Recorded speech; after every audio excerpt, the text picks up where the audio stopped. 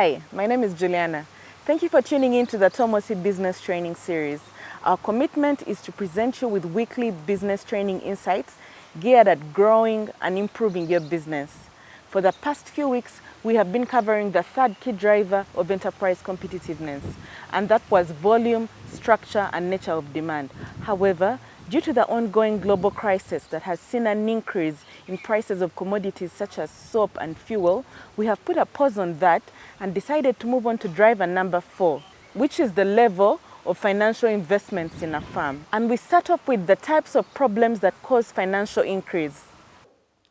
I have heard some people say agriculture should not be encouraged because any increase is not incentivized by higher prices given that food has low income elasticity of demand, which means that the higher you earn, the less correlation there is with the amount of food you purchase. In fact, they say that the richer you get, the less and less you eat because you are eating little but healthy products, healthy food. But listen to me carefully. We are not talking about perishables when we speak of low income elasticity of demand.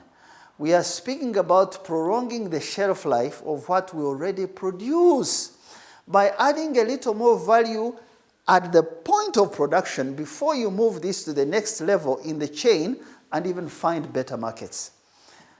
An example I can give you, if you can grow avocados, I have been eating avocados planted by my father 45 years ago. If you can grow avocados, another source, which is another source of essential oils, whose price per kilo is around $2 to $3, which is 7 times higher than my raw milk at the farm gate, it is possible to keep those avocados for more than 56 days, which is an additional prolonging of a product in the value chain. 56 days is almost 2 months at the right temperature. The right temperature is about 6 degrees. If you are careful to do this, you could get to the market with a better price. That's what we're talking about. Any additional prolongation, additional value gives you a better price. We should therefore be careful to not divert our farmers from production, while in the same breath we're encouraging them to embrace the parish development model for more production. Why should we encourage them to produce? Because more production will give us the necessary commercial quantities to attract storage and processing capabilities in our country. Even more, the more they produce, it will force our country and its people and its business people and its government to find alternative markets for these processed commodities. So, as we began to recover from COVID-19 lockdowns, the war in Ukraine, if you look on my map, it's right here. And Russia is right here. We drew this map just to give you context for those of you who may have a wrong geography or when you hear countries and you can't connect in your mind. The war in Ukraine broke out. And when the war broke out, some 1.2 million tons of vegetable oil hasn't been shipped out of this Black Sea. This Black Sea is really a point of meeting between West and Northern Europe, Africa, and Eastern Europe. From ancient days, militaries have fought here.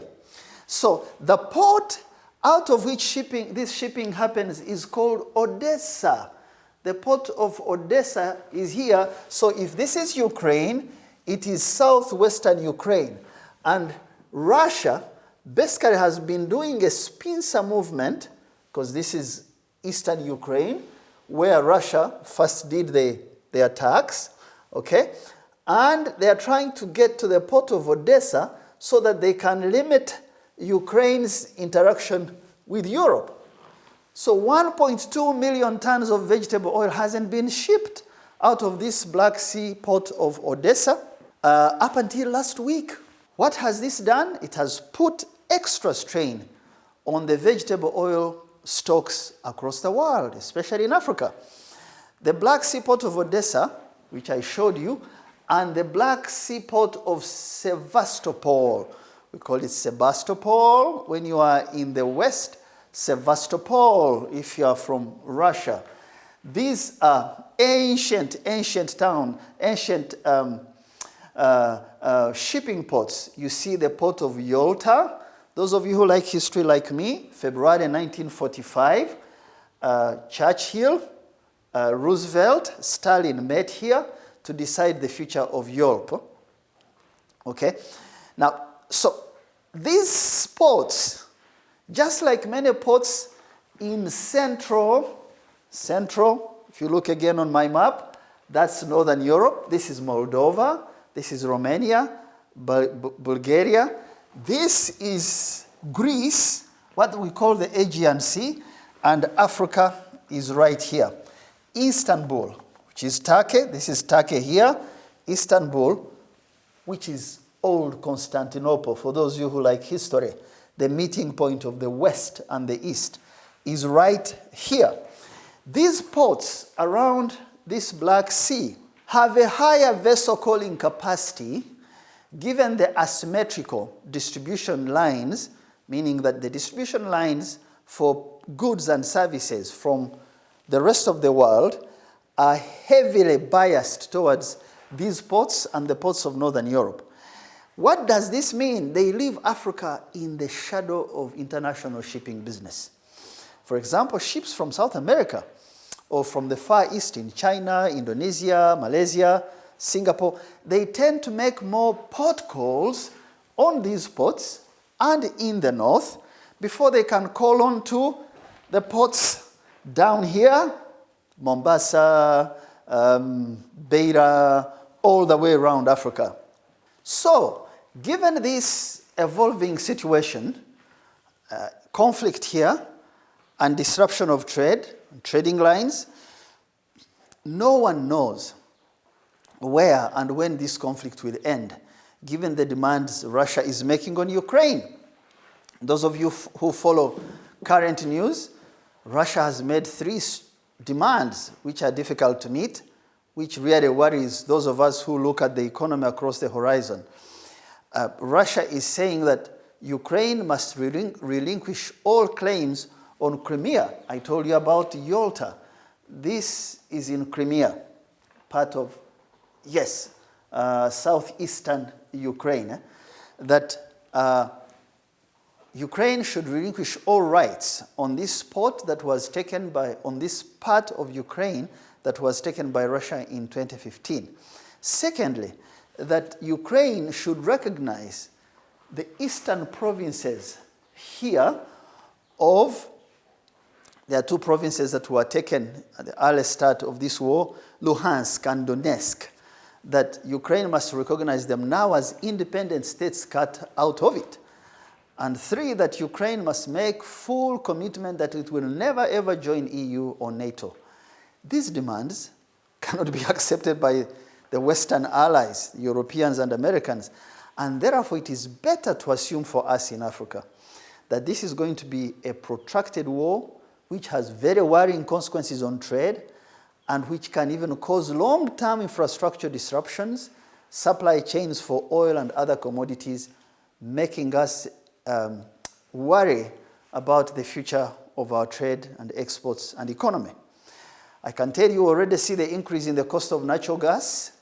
For you to make fertilizers, you need natural gas and coal. So natural gas and coal prices have gone up, including potash, where we make fertilizers. These key elements, potash, coal, natural gas, they have gone up. And so the cost of fertilizers in Uganda, for example, urea and DAP, they have had a 300% increase.